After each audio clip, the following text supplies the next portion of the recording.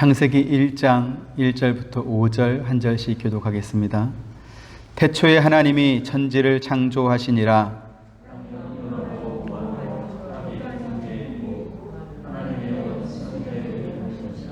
하나님이 이르시되 빛이 있으라 하시니 빛이 있었고, 같이 하나님이 빛을 낮이라 부르시고 어둠을 밤이라 부르시니라. 저녁이 되고 아침이 되니 이는 첫째 날이니라. 아멘. 세상의 모든 철학과 종교들은 그 기원이 사람에게 있습니다.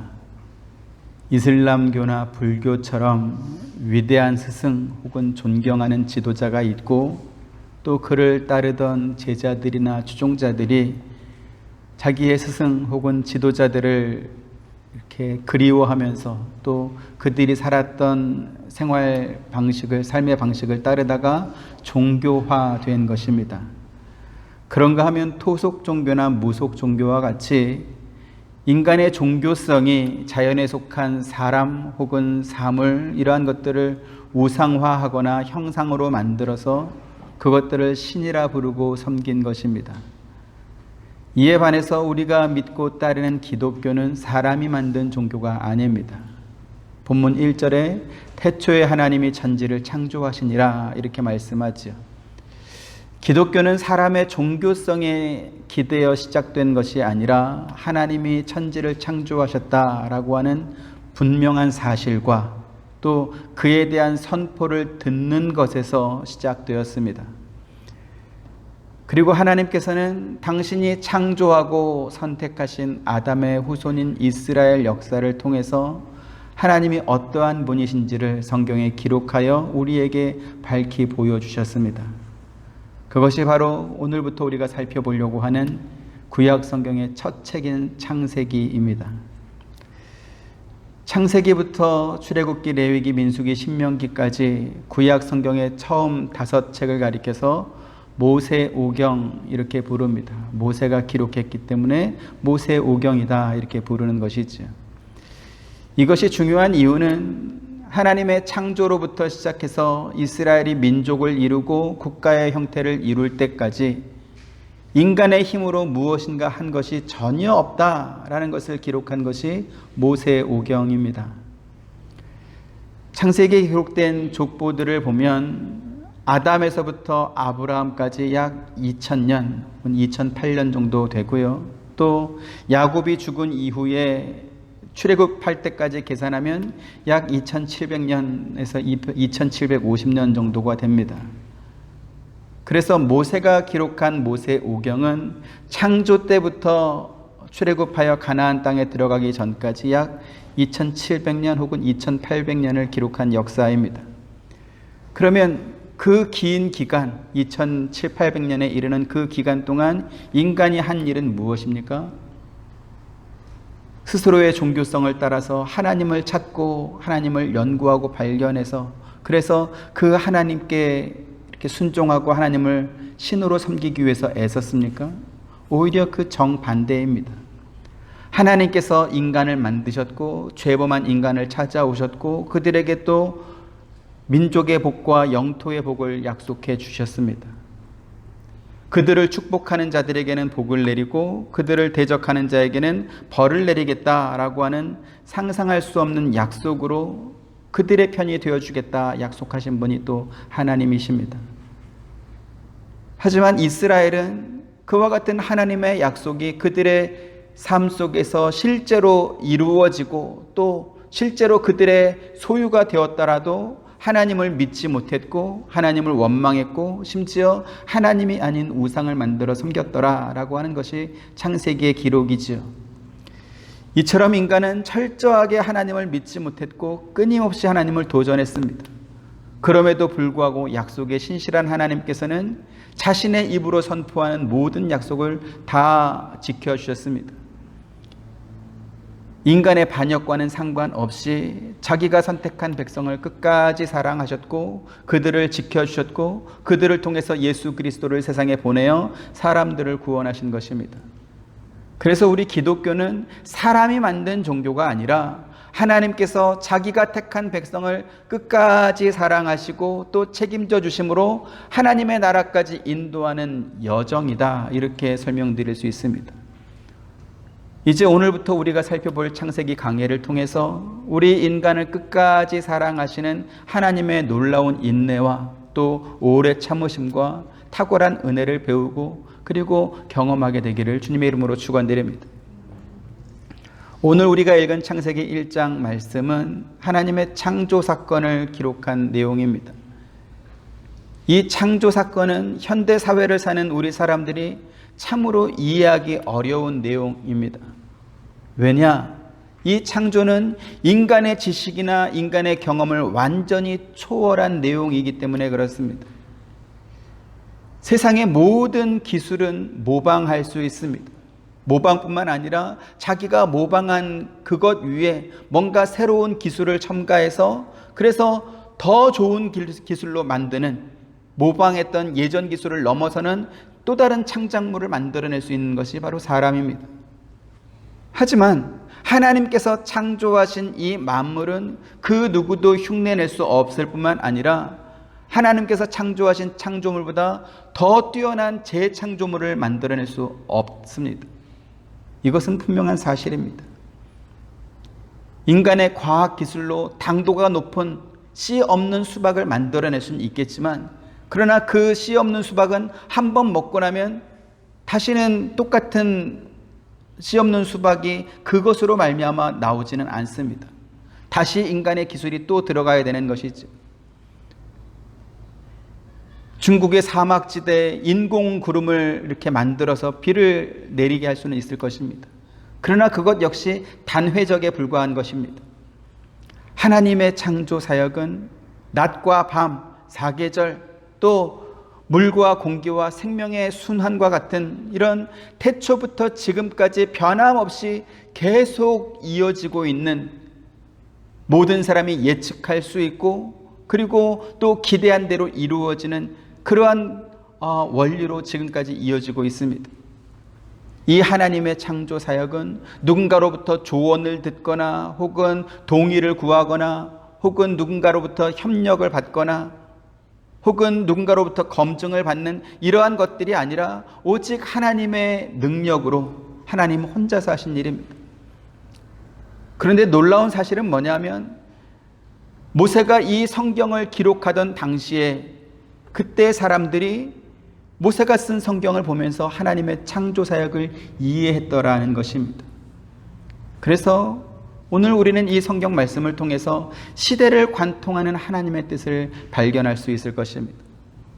먼저 하나님께서 천지를 창조하신 중요한 원리 가운데 하나는 뭐냐면, 하나님이 이르시되 그대로 되니라로 이어지는 원리입니다. 하나님께서 말씀하시니 그대로 되었습니다. 이것은 하나님의 전능하신 능력을 뜻하는 것입니다. 하나님은 전능하신 분이시므로 그분이 하신 말씀 역시 전능할 수밖에 없습니다. 하나님께서 말씀으로 세상을 창조하셨다라는 것은 그분의 능력이 또한 완전하다라는 것을 의미합니다. 그래서 오늘날 역시 하나님의 말씀은 그대로 이루어질 것입니다. 또 이루어집니다. 마태복음 8장에 보면 한 이방인 백부장이 예수님을 찾아옵니다. 이 백부장에게는 많은 종들이 있었지만 그 중에 한 종이 심한 병에 걸렸습니다. 아마도 이 종을 치료하기 위해서 백부장은 많은 노력을 했겠죠. 하지만 그 종을 고칠 수 없었고 예수님에 대한 소문을 들은 이 백부장이 예수님을 찾아온 것입니다. 그리고 부탁을 하죠. 나에게 한 종이 있는데 심한 중병이 걸렸으니 예수님께서 내 종을 치료해 주십시오. 그랬더니 예수님께서 뭐라고 하십니까? 그래, 가자. 내가 가서 고쳐주겠다. 그랬더니 이 백부장이 놀라운 말을 합니다. 예수님, 우리 집까지 오실 필요가 없습니다. 내 위에 상관이 있고 나도 내 밑에 부하가 있는데 상관이 나더러 뭘 하라 그러면 내가 하고 내 부하 역시 내가 명령하는 대로 순종합니다. 예수님께서 여기서 말씀하셔도 내 종이 나올 줄 믿습니다. 이와 같은 말을 하는 것입니다. 그러자 예수님께서 그 주변에 있는 제자들과 백성들을 돌아보면서 내가 이스라엘 중에서 이와 같은 믿음을 본 적이 없다 이렇게 말씀하며 내 믿음대로 될지어다 이렇게 말씀하셨더니 그 종이 그 즉시 나음을 입었다 이렇게 말씀하고 있습니다. 믿음은 무엇입니까? 주여 말씀하옵소서. 그리고 주님께서 말씀하시면 그대로 이루어지는 것, 그것이 믿음입니다. 하나님께서 천지를 창조하실 때 말씀하시니 그대로 이루어졌습니다. 예수님께서 백부장의 종에게 한 번도 본 적이 없고 그 종이 어디 있는지도 모르지만 그러나 내 믿음대로 될지어다 말씀하시니 그 종이 나음을 입었습니다. 역시 마찬가지로 오늘도 하나님의 말씀은 말씀대로 이루어질 것입니다. 믿으십니까? 입으로는 믿는다 이렇게 말하면서 실제로는 하나님의 말씀이 이루어질지 안 이루어질지 믿지 못한다면 그것이야 바로 불순종이고 불신앙일 것입니다. 누가복음 1장에 보면 가브리엘 천사가 마리아를 찾아옵니다. 그리고 하나님의 뜻에 따라 그의 몸에 성령으로 예수님이 잉태될 것을 말씀하죠. 그때 마리아가 천사에게 이런 말을 합니다. 나는 아직 남자를 모르는 사람인데 어떻게 내 몸에서 아기가 태어날 수 있겠습니까? 그러자 천사가 마리아에게 이렇게 말합니다.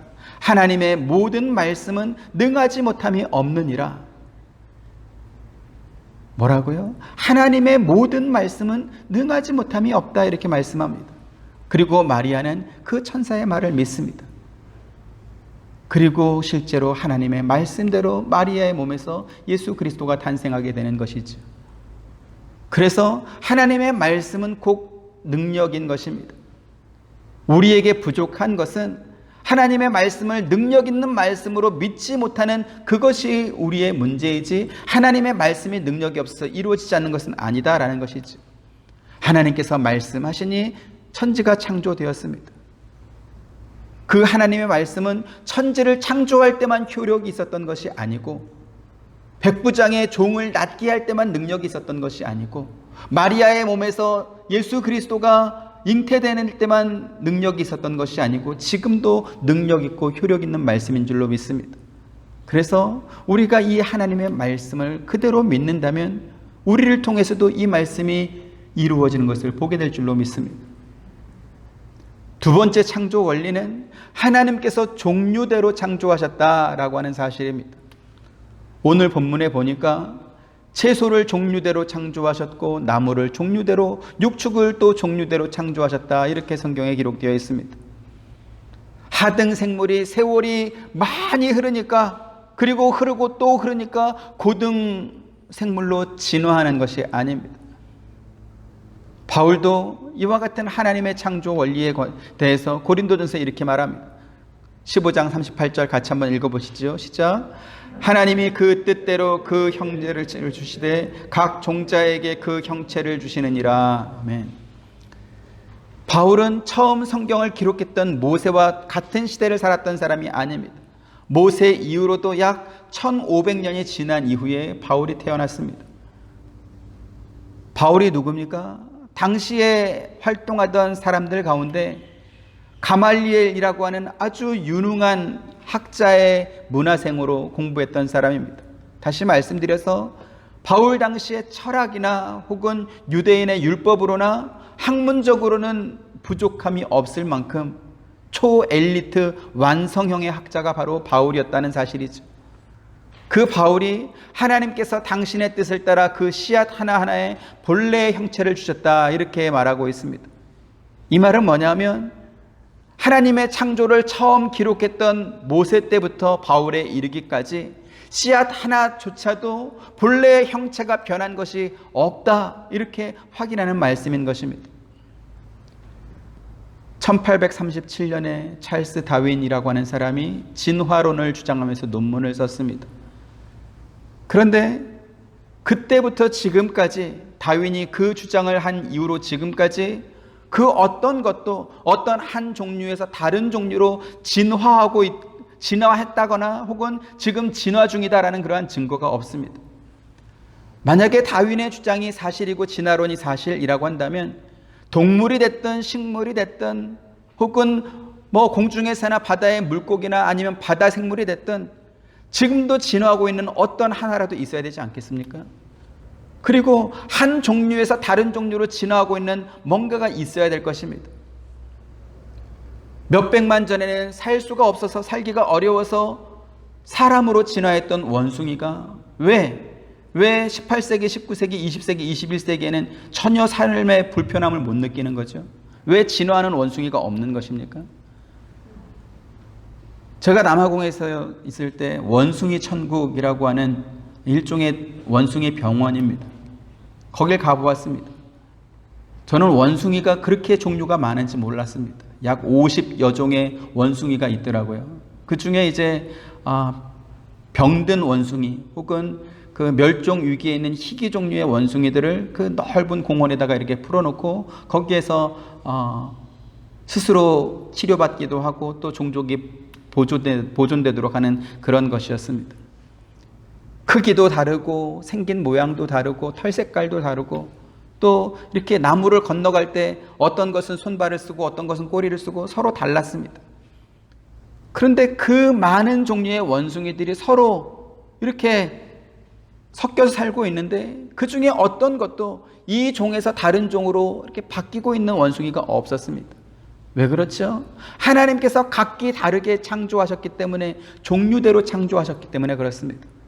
원숭이는 원숭이로 창조하셨고 코끼리는 코끼리로 창조하셨지, 원숭이가 시간이 지난다고 사람으로 되거나 혹은 코끼리가 시간이 됐다고 지난다고 코뿔소로 변하거나 이런 것은 없다라는 것이죠. 진화론과 더불어 주장하는 것이 또 있습니다. 자연 도태설이라고 하는 것입니다. 사용하지 않는 기능은 도태되고 자주 사용하는 기능은 강화된다라는 것입니다. 그래서 대표적으로 예로 드는 것이 기린입니다. 원래 기린은 땅에 있는 풀을 먹고 뜯어먹는 그러한 동물이었는데 땅에 풀이 모자라니까 나무에 있는 잎사귀를 먹기 시작했고, 그것도 모자라니까 더 높은 나무에 있는 잎사귀를 먹기 위해서 목을 길게 빼다 보니까 기린이 됐다, 이러한 주장입니다. 이러한 주장이 1837년도 다윈이 살던 시대의 사람들에게는 아마 먹혔을 수도 있을 것입니다. 교육 수준이 낮다 보니까 그럴 수 있겠다 할 수 있을 것입니다. 그런데 오늘날에는 그것이 말이 안 된다라는 것이 이미 과학적으로 입증되었습니다. 왜냐하면 후천적으로 변형된 어떤 생물체의 특성은 유전되지 않는다라는 게 입증된 것이죠. 태국 치앙마이에 카렌이라는 부족이 삽니다. 아마 여러분들이 TV나 혹은 다큐멘터리나 어떤 잡지나 이런 걸 통해서 한 번쯤 보신 기억이 있을 거라고 생각이 되는데요. 이 카렌 부족은 어떤 여자가 이쁘냐? 목이 긴 여자가 이쁘다, 이렇게 생각합니다. 그래서 여자아이가 태어나서 4살이 되면 그때부터 목에다가 이제 고리를 만들어서 끼우기 시작하는 겁니다. 그래서 고리를 하나 끼우고 둘 끼우고 셋 끼우고 이렇게 끼우면 끼울수록 목이 이제 길어지는 것이죠. 그래서 가장 많이 끼운 사람이 25개까지 이렇게 링을 끼웠다, 이렇게 알려져 있습니다. 아주 오랫동안 그 부족의 전통이기 때문에 아주 긴 세월 동안 그 카렌이라는 부족의 여자들은 목에다 고리를 끼우며 살았습니다. 이것도 후천적으로 길어진 거잖아요. 자, 그러면 그 카렌 부족이 아이를 낳으면 목이 긴 아이가 나올까요? 우리랑 똑같은 아이가 나올까요? 어떤 아이가 나올 것 같습니까? 우리랑 똑같은 아이가 나옵니다. 왜 기린은 후천적으로 노력해서 지가 노력해가지고 목을 길게 빼니까 태어난 기린도 목이 긴데, 왜 사람은 그렇게 몇백 년이 넘도록 목을 길게 뺐는데 우리랑 똑같은 그런 사람이 나오죠? 후천적으로 변형된 어떤 그러한 기능들은 유전이 되지 않는다라는 게 과학적으로 입증된 것입니다. 요한복음 10장 1절에서 5절 보시죠. 내가 진실로 진실로 너희에게 이르노니 문을 통하여 양의 우리에 들어가지 아니하고 다른 데로 넘어가는 자는 절도며 강도요, 문지기는 그를 위하여 문을 열고 양은 그의 음성을 듣나니 그가 자기 양의 이름을 각각 불러 인도하여 내느니라.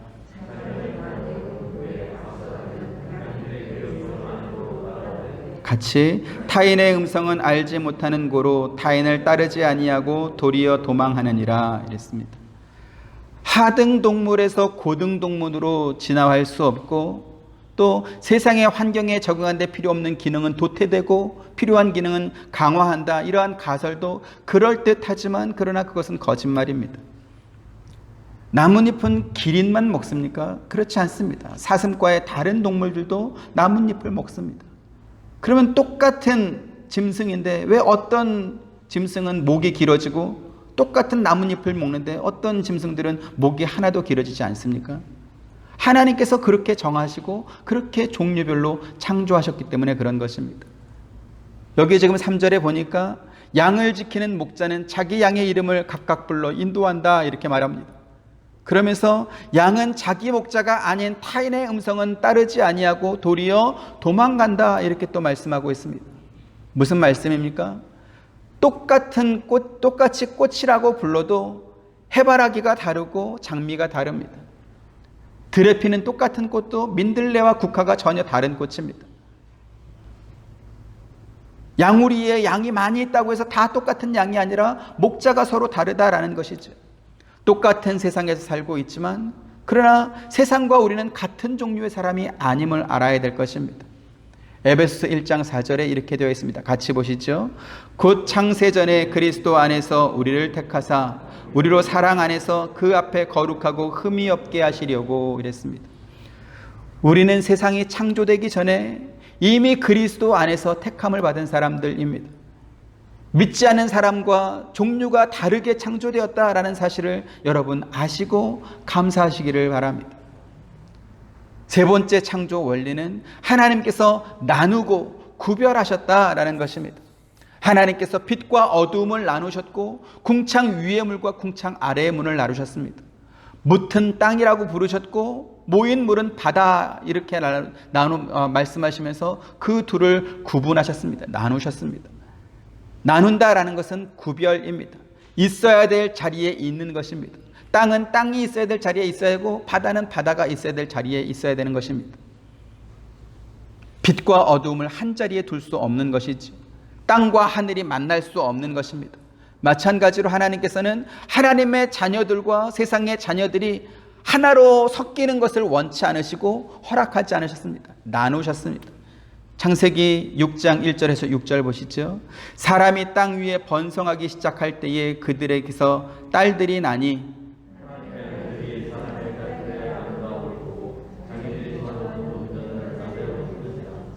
여호와께서 이르시되 나의 영이 영원히 사람과 함께하지 아니하리니 이는 그것이 육신이 됨이라. 그러나 그들의 날은 120년이 되리라 하시니라.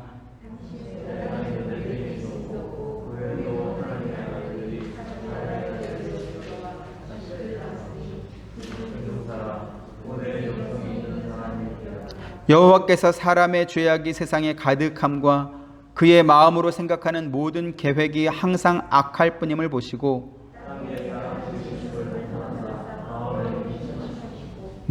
보시는 것처럼 하나님께서는 당신의 자녀들이 세상과 섞이는 것을 원하지 않으셨습니다. 선과 악이 섞이는 것을 원치 않으십니다. 나누어지는 것, 구별되는 것, 이것은 하나님께서 당신의 백성들을 축복하시고 또 그들을 구원하시는 창조의 원리입니다. 그래서 시편에서는 이렇게 시편 기자가 말합니다. 1편 1절 2절 복 있는 사람은 악인들의 꾀를 따르지 아니하며 죄인의 길에 서지 아니하며 오만한 자들의 자리에 앉지 아니하고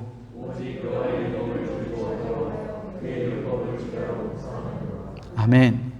우리가 세상과 구별되게 사는 것이 하나님의 창조의 원리를 따라 사는 것입니다. 창조 원리를 따라 산다라고 하는 것은 하나님께서 말씀하신 대로 하나님께서 원하시는 방법대로 산다라는 것입니다.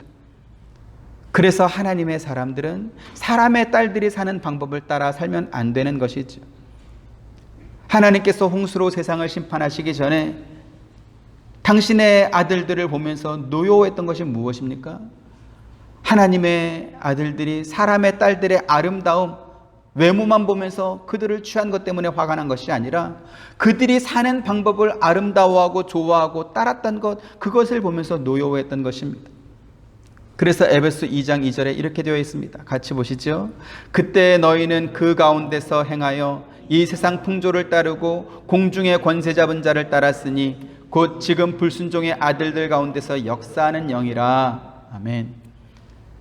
하나님께서는 당신의 백성들이 세상과 구별되어 살기를 원하셨지만 하나님의 아들들, 그의 백성들은 세상의 풍조를 따라 살았습니다. 그 결과 어떻게 됐죠? 2장 3절에 또 같이 봅니다. 전에는 우리도 다 그 가운데서 우리 육체의 욕심을 따라 지내며 육체와 마음에 원하는 것을 하여 다른 이들과 같이 본질상 진노의 자녀이었더니 이랬습니다. 멸망받기로 예정된 본질상 진노의 자녀와 다를 바가 없게 되었다, 똑같이 되었다라는 것입니다. 그 원인이 뭐라고 그랬죠? 홍수로 심판받았던 노아 시대 사람들처럼 하나님의 백성들, 하나님의 자녀들이 육체의 욕심을 따라 지내고 육체와 마음이 원하는 대로 그렇게 따라했다라는 것입니다. 우리는 세상 사람들이 사는 것과 같은 그러한 똑같은 방법으로 살아서는 안 되는 사람들입니다. 왜 그렇습니까?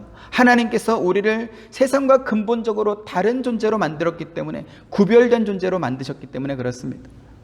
그래서 하나님의 백성이 사는 방법이 있고 세상 사람들이 사는 법이 따로 있습니다. 하나님께서 처음 창조하실 때부터 이 둘을 서로 나누었기 때문에 뒤엉켜 섞여서는 안 되는 것입니다. 빛과 어둠을 나누셨고 하늘과 땅을 나누시고 하늘 위의 물과 하늘 아래의 물을 나누셨던 것처럼 하나님께서 당신의 백성이 사는 방법과 그렇지 않은 사람들이 자기 욕심을 따라 살도록 내버려둔 것과는 전혀 다른 방법으로 두셨습니다. 그러면 다르게 산다, 구별되게 산다라는 것은 무엇을 의미할까요? 그것은 자기의 정체성이 무엇인지 또 무엇을 목표로 살아야 하는지 분명히 알고 살아야 된다는 것입니다. 고린도전서 9장 25절부터 27절, 이기기를 다투는 자마다 모든 일에 절제하나니 그들은 썩을 승리자의 관을 얻고자 하되 우리는 썩지 아니할 것을 얻고자 하노라.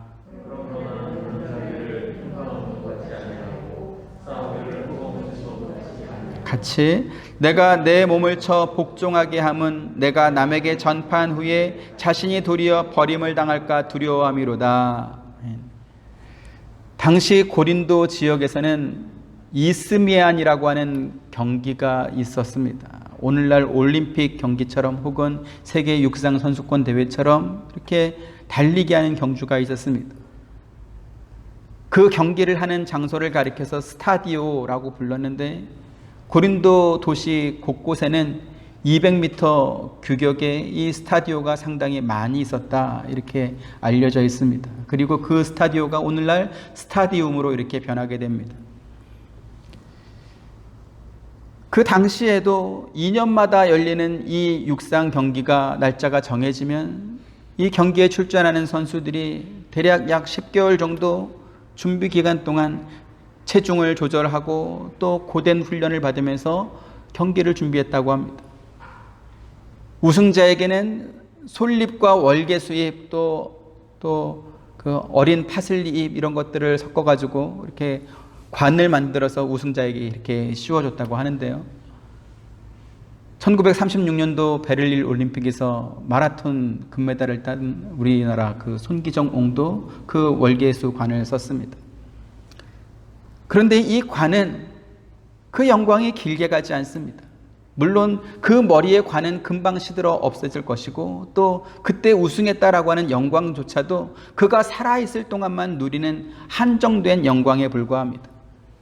그에 비해서 하나님의 자녀인 우리가 얻게 될 영광은 금세 시들어 버리거나 혹은 사라질 영광이 아니라 영원한 영광의 면류관이다. 바울은 그렇게 말하고 있습니다. 자, 그러면 비교해 보자라는 것이죠. 금방 시들어 버릴, 그리고 길게 갖지도 못할 그런 세상의 영광을 얻기 위해서도 그렇게 혹독한 육체의 훈련 과정을 사람들이 겪고 있는데 영원한 영광을 사모하고 또 그것을 얻을 우리들이라면 당연히 그와 같은 그러한 훈련과 연습은 필요하지 않겠냐라는 것입니다. 바울은 당시에 사는 사람들이라면 모두 이해할 수 있는 이러한 육상 경기를 비유로 들면서 목표도 없고 방향도 없이 그렇게 육상 경기에 임하는 사람은 없지 않냐? 영원한 영광을 위해 사는 우리들도 목표와 방향이 분명해야 되지 않냐 이렇게 말하고 있습니다. 그런가 하면 또 경기가 있었습니다. 복싱 경기입니다. 링에 올라간 선수가 마치 상대방 없이 혼자서 이렇게 허공에다가 이렇게 주먹을 휘두르면서 연습하는 것처럼 그렇게 올라가 가지고는 승리할 수 없겠죠. 당연히 그 경기에 임하기 위해서는 한계 체중 그 밑으로 자기의 체중 관리를 해야 될 것입니다. 또 혹독하게 때리는 연습뿐만 아니라 매맞는 연습도 해야 될 것입니다. 그래서 자기를 그 훈련 가운데 복종시키는 것입니다. 그것은 당연한 이치 아니겠습니까? 얼마 전에 우리나라 축구 선수인 손흥민 선수가 영국 프로축구 리그에서 득점 왕이 됐습니다. 근데 이 선수가 우연히 된 게 아니고요. 어렸을 때부터 그의 아버지가 이 어린 손흥민 선수를 데리고 운동장에 가서 하루에 오른발 1000번, 왼발 1000번 이렇게 매일 슛하는 연습을 시켰다고 합니다. 그러다 보니까 손흥민 존이란 게 있습니다. 이 골대를 놔두고 골 에리어 양쪽 코너 모서리에 손흥민 존이란 게 있어서 거기에서 치면 거의 절반 이상은 들어간다고 볼 만큼 그렇게 세계 최고의 선수들이 모인 그 프로 경기에서도 손흥민 선수 존에서 그냥 공을 차면 거의 골로 들어가는 그러한 존이 생긴 것입니다. 세상의 영광을 얻기 위한 선수들도 그렇게 혹독하게 자기를 훈련하고 연습합니다. 바울 역시 죄의 유혹과 시험에서 이기기 위해서 자기를 쳐서 복종하는 그러한 연습을 해야 되지 않겠느냐 성경을 통해서 이렇게 말씀하고 있습니다. 그러면서 그렇게 해야 되는 이유가 뭐냐? 내가 남에게 전파한 후에 자신이 도리어 버림을 당할까 두려워함이로다 이렇게 말하고 있습니다. 지금 이 말씀은 뭐냐면 당시의 화폐를 가리켜서 말하는 겁니다. 바울 당시의 화폐는 이렇게 쇠를 부어서 주화로 만든 것인데 근데 오늘날처럼 100불, 50불, 20불, 10불 이렇게 돼 있는 게 아니라 당시에는 무게를 달아서 이렇게 화폐로 사용했다고 합니다. 그런데 그 중에 어떤 화폐는 무게가 덜 나가는 거예요. 불량 화폐거나 혹은 위조된 화폐인 거죠. 그러면 그 즉시 그 주화는 버렸다라고 합니다. 목표를 모르고 달리는 육상선수, 체중 관리도 제대로 못해서 싸울 준비조차 되지 않은 복싱 선수, 혹은 위조된 불량 주화, 이와 같은 것들은 전부 폐기될 수밖에 없다라는 것을 말하는 것이죠. 구원받은 자의 정체성이 무엇인지, 무엇을 목표로 살아야 하는 건지, 또는 자기가 싸워야 될 대상이 누구인지 모르고 그냥 사는 것은 준비 안 된 운동선수 혹은 위조된 화폐와 똑같다라는 것입니다. 구약 이스라엘 백성들이 바벨론과 아수르에 의해서 멸망을 당하게 된 그 이유가 바로 이것 때문입니다. 하나님의 백성으로서 이방인처럼 그렇게 우상을 섬기며 살거나 죄를 범하며 살지 말고 구별되게 살라고 하나님께서 말씀하셨음에도 불구하고 그들은 왕에서부터 시작해서 백성의 고관들과 그들의 제사장과 선자와 또 유다 백성에 이르기까지 전부 다 우상을 섬겼습니다. 심지어는 몰렉이라고 하는 우상에게 자기의 아들들과 딸들까지 바쳐서 이렇게 번제로 드리는 그러한 아주 흉측한 일들이 있었습니다. 예레미야 32장 30절에 35절 보시죠. 이는 이스라엘 자손과 유다 자손이 예로부터 내 눈 앞에 악을 행하였음일 뿐이라.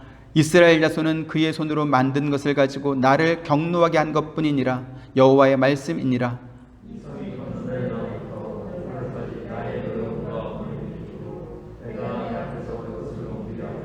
이는 이스라엘 자손과 유다 자손이 모든 악을 행하여 내 노여움을 일으켰음이라.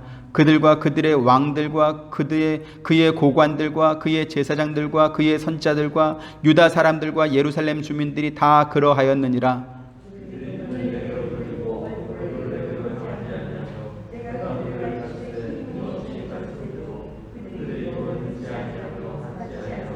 내 이름으로 일컫는 집에 자기들의 가증한 물건들을 세워서 그 집을 더럽게 하며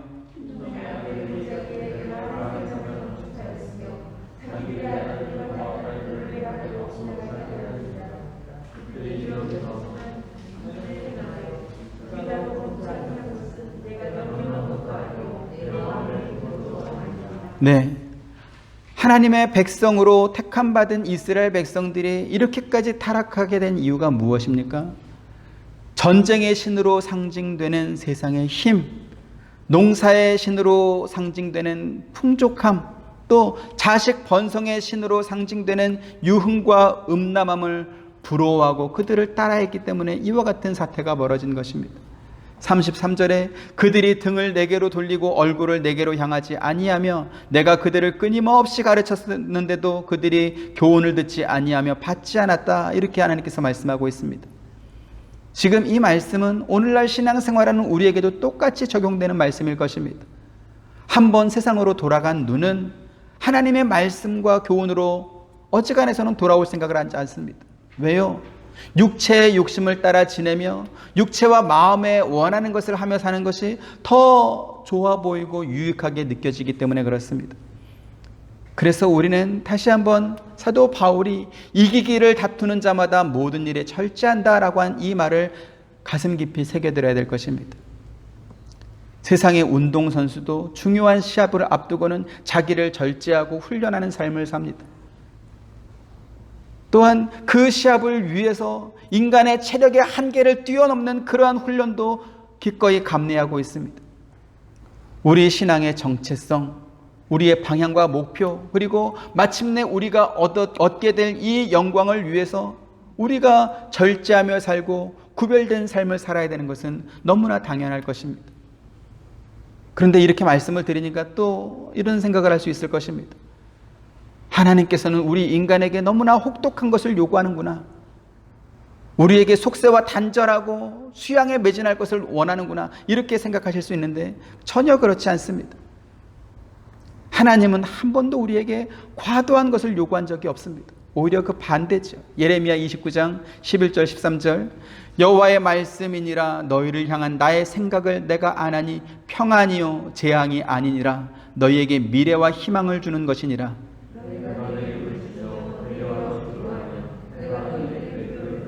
같이요.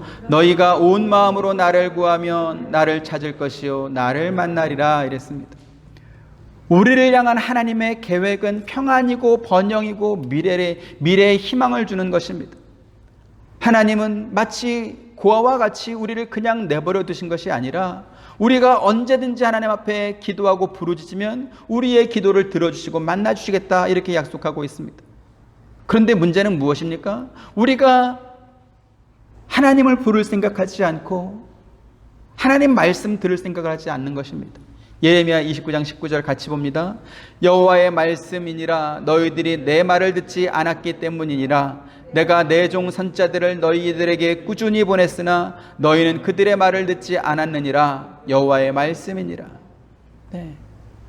하나님께서 우리에게 평안과 번영을 주고 미래의 희망을 주길 원하셔서 꾸준히 선자를 보냈음에도 불구하고 누가 듣지 않았다고요? 우리가 그 말씀을 듣지 않았습니다. 천지를 창조하신 하나님의 능력의 말씀인데 그 말씀을 들을 생각을 하지 않고 어디로 갔다고요? 세상 우상에게로 갔다고요. 하나님께서 우리를 세상과 다른 존재로 구별하셨다라는 것이 바로 이와 같은 의미입니다. 우리는 세상의 말을 들어야 되는 사람이 아니라 하나님의 말씀을 듣고 순종해야 되는 사람입니다. 그래서 하나님께서 꾸준히 선자를 보내시고 말씀 전하는 자를 보내시는 것입니다. 하지만 우리가 귀를 막고 하나님 말씀을 들을 생각을 하지 않습니다. 하나님께서 주시는 그 말씀을 따라가면 너무나 쉽고 형통하고 번영하고 잘 되는 길을 갈 수 있을 터인데 고집스럽게도 하나님 말씀을 듣지 않는 것입니다. 하나님께서 언제 이스라엘 백성들에게 자기 아들들과 딸들을 하나님께로 번제로 바치라 이렇게 말씀한 적이 있습니까? 그런 적이 없습니다. 오히려 하나님께서는 천대까지 은혜를 베푸시느니라 이렇게 십계명에 돌판에 써가지고 주신 분이십니다. 그 말은 너희의 아들과 딸을 나한테 제물로 바치라는 말입니까? 아니죠. 아니죠. 그런데 하나님의 말씀을 듣지 않은 이스라엘 백성들은 전쟁의 신으로 알려진 그 이방 우상에게 자기의 아들들과 자기의 딸들을 번제로 바쳐가면서까지 하나님을 거절하고 거역했던 그러한 사람들이었습니다. 하나님께서 선지자를 보내면 오히려 칼로 그들을 다 죽였던 자들이 또 이스라엘 백성들이었습니다. 왜 복된 길, 은혜 받을 길, 번영하고 평화로운 그러한 길, 쉬운 길을 하나님께서 주셨음에도 불구하고 우상을 쫓았지요? 그들이 하나님보다 세상을 더 좋아했기 때문에 그런 것입니다. 오늘날도 구약 이스라엘 백성들의 시대와 별로 다르지 않을 것입니다. 비록 우리가 세상에 살고 있지만 그렇다고 해서 우리가 세속화되어서는 안 되는 이유가 또 이것이죠. 야고보서 1장 27절 같이 봅니다. 하나님 아버지 앞에서 정결하고 더러움이 없는 경건은 곧 고아와 과부를 그 환난 중에 돌아보고 또 자기를 지켜 세속에 물들지 아니하는 그것이니라 이랬습니다. 하나님께서 원하시는 경건이 무엇입니까? 자기를 지켜서 세속에 물들지 않는 것입니다. 세상의 마음을 빼앗겨서 물들지 않고 구별받은 하나님의 아들로서 하나님의 자녀로서 백성으로 살기를 원하시는 것이죠. 세상의 마음을 빼앗기는 것은 무엇이죠? 세상의 자랑, 그들의 가치, 그들이 중요하게 생각하는 문화, 이러한 것들이 오늘날 우리에게 새로운 우상이 될 수 있을 것입니다. 우상은 뭡니까? 자기를 위해서 만든 것입니다. 그리고 그 우상은 아주 다양한 형태로 또 나타나게 됩니다. 먹는 것, 입는 것, 쇼핑하는 것, 여가를 즐기면서 자기를 위하는 것, 무엇보다도 그 모든 행동들을 다 이렇게 사진이나 영상으로 기록해서 사람들에게 자랑하고 자기의 존재감을 높이는 것, 그런 것들도 우상이 될 수 있을 것입니다. 인스타그램이나 페이스북에다가 이렇게 사진 찍어 올리고 동영상 올리는 게 왜 우상이 되죠? 그것이 남과 비교되면서 남보다 더 좋은 사진, 남보다 더 좋은 영상들 이렇게 올려놓고 거기에서 또 좋아요 받고 또 추천받고 그걸 더 많이 하기 위해서 거기에다 더 많은 시간을 투자하고 더 빨리 유행을 따라가기 위해서 세상보다 더 빨리 세상으로 향하는 것, 그렇게 되기 때문에 그런 것들이 우상이 될 수 있는 것입니다. 구약 이스라엘 백성들이 하나님을 완전히 버리고 우상을 섬긴 것이 아닙니다. 그들은 하나님께서 말씀하신 절기를 꼬박꼬박 지켰고 안식일과 11조와 제사도 다 드렸습니다. 하지만 문제는 뭐죠? 하나님께서 이스라엘 백성들이 들어가야 될 그 땅에 거하던 가나안 7족속을 다 멸하고 쫓아내라 말씀하셨음에도 불구하고 그들의 일부를 남겨두었습니다. 그러면서 그들이 사는 방법을 따라다가 결국은 그들보다 더 세속화가 되고 더 세상화가 된 것이죠. 구별된 삶을 살지 못하고 이방인처럼 되어버리고 마는 것입니다. 우리가 교회에 다닌다고 해서 세속에 물들지 않은 것이 아닙니다. 교회에 다니면서도 우리가 얼마든지 세속에 물든 오히려 세상보다 더 세상적인 그러한 사람이 될 수도 있을 것입니다. 세상의 유행, 세상의 자랑, 세상이 주는 어떤 만족과 위로를 하나님의 말씀보다 더 중요하게 여긴다면 그것이 바로 세속에 물든 것입니다. 노아 시대의 하나님의 아들들이 사람의 딸들의 아름다움을 보고 자기들이 원하는 모든 여자를 아내로 삼았다, 이렇게 창세기 6장에 말씀하고 있습니다. 물론 오늘날은 일부 다처제가 아니라 일부 일처제를 하기 때문에 그와 같은 죄를 범하지 않는다, 이렇게 생각할 수 있겠지만, 그러나 삶의 가치와 방향이 그들과 똑같다면 이미 우리는 노아 시대의 사람과 똑같은 삶을 사는 것입니다. 하나님께서 세상을 말씀으로 창조하셨습니다. 그 말씀은 그대로 이루어지는 말씀입니다. 그 말씀이 저와 여러분, 우리 하와이 서부 장로교회도 그대로 이루어지기를 주님의 이름으로 축원드립니다. 하나님께서 세상을 종류별로 창조하셨다라고 했습니다. 우리는 세상과 다른 종류입니다. 왜요? 세상을 창조하시기 전에 하나님께서는 이미 우리를 하나님의 자녀로 택하셔서 당신의 자녀로, 당신의 백성으로 삼으셨기 때문에 그렇습니다. 그래서 우리는 구별된 삶을 살아야 되는 것입니다. 우리 앞에 있는 영광을 위해서, 앞으로 우리가 얻을 영광을 위해서 이 땅에서 마치 운동선수가 경기를 위해서 준비하면서 훈련하는 것처럼, 자기를 절제하는 것처럼 우리도 그 영광을 얻기 위해서 절제하는 삶, 구별된 삶, 또 훈련받는 삶을 사는 것을 즐거워야 될 것입니다.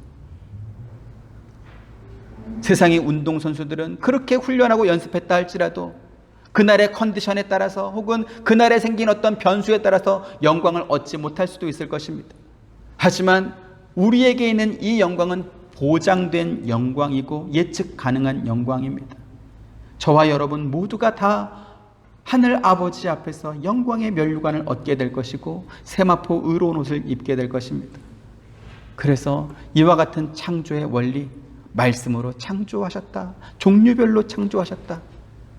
그 하나님께서 우리를 세상과 구별된 존재로 만드시고 그리고 당신의 자녀와 백성으로 삼으셨다는 이 창조의 원리를 잘 깨달으시고 붙잡으시고 이제 앞으로 이 창세기 강해를 해나가는 동안 하나님의 깊으신 뜻을 발견하는 저와 여러분, 우리 하와이 서부 장로교회 되기를 원합니다. 은혜로우신 아버지 하나님, 감사합니다. 우리가 무엇이기에 하나님께서는 우리를 하나님의 자녀와 백성으로 삼으셨습니까? 하나님께서 말씀하신 이 세상이 창조되었습니다. 하나님의 말씀은 그대로 이루어지는 전능한 능력의 말씀인 줄 우리가 믿습니다. 그 창조주 하나님의 말씀이 오늘 우리의 삶 속에서도 역사되고 또 경험되도록 은혜 더하여 주옵소서. 세상과 똑같이 살면서 몸만 교회에 나와 있는 것이 아니라 하나님께서 우리를 구별된 존재로 다르게 만드셨으니 그 말씀을 따라 우리가 세상에 살면서 훈련받고 또 연습하고 연단되고 정금같이 주 앞에 복된 존재로 나아가게 될 때까지 잘 견디며 또 완성형의 성도로 되도록 주님께서 이끌어 주옵시고 우리는 순종하며 나아가도록 은혜 더하여 주옵소서. 예수님 이름으로 기도합니다. 아멘. 지금은 우리 주 예수 그리스도의 은혜와 하나님의 크신 사랑과 보혜사 성령님의 감화감동 교통하심이 주의 말씀대로 이루어지이다 믿고 나아가는 사랑하는 모든 성도님들의 머리 위에와 가정과 생업과 행하시는 모든 일들 가운데 지금부터 영원토록 함께 있기를 축원하옵나이다. 아멘.